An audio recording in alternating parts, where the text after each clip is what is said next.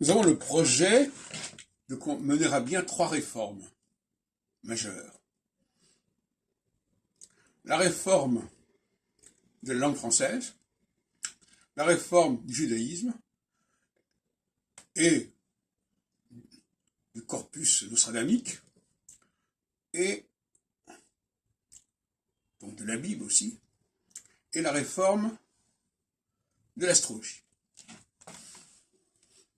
Alors je vais vous parler, en ce jour de printemps, de la réforme de la langue française. Et notamment la prise de conscience d'un certain nombre de ces anomalies. Alors les anomalies sont tolérables pour d'autres langues, bâtardes, hybrides, mais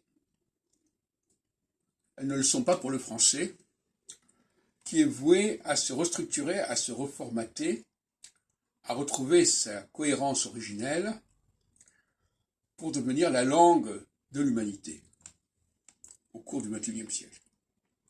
Une sorte de nouvelle espéranto, en quelque sorte, mais sur des bases historiques infiniment plus puissantes. Alors, pour vous donner un échantillon de cette réforme, dont j'ai déjà parlé à plusieurs reprises, mais ça prend une tournure plus forte maintenant, parce qu'on a plus d'audace avec la phase équinoxiale qui se constitue, là, qui prend forme. Il s'agit notamment d'un exemple de l'adjectif beau. En fin de compte, on a belle et beau.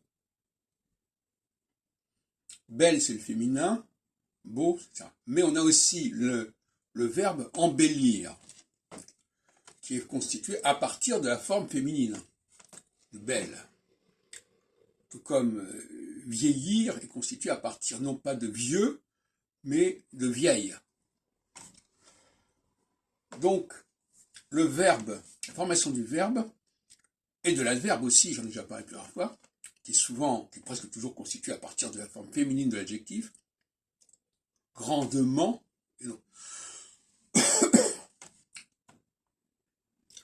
Et le pluriel, le féminin et le verbe sont des formes secondaires, c'est-à-dire des formes qui viennent dans un deuxième temps, qui sont des dérivés de la forme masculine. Mais on peut aussi dire l'inverse.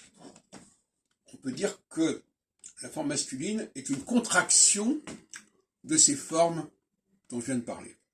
Par exemple, vieux serait une contraction de vieille, de vieillissement,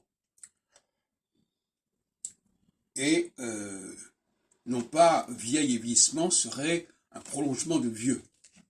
Tout comme embellir, tout à l'heure, comme je l'ai dit, n'est pas un prolongement de beau, mais au contraire,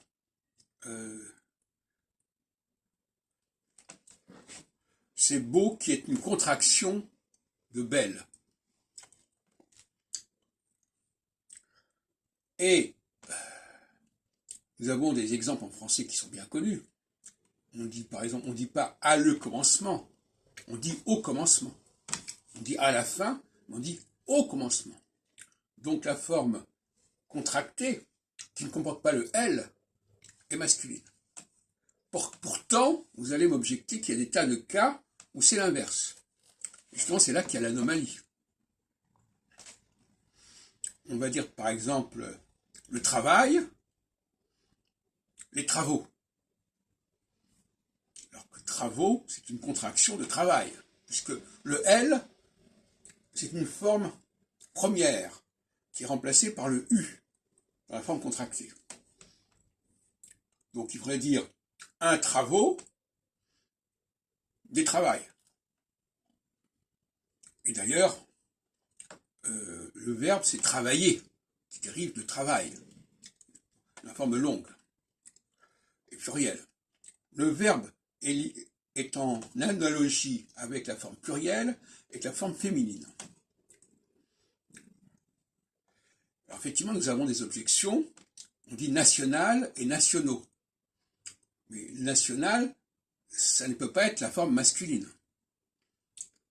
D'ailleurs, on dit nationaliser. Donc le verbe, on voit bien que le verbe est construit à partir de la forme féminine.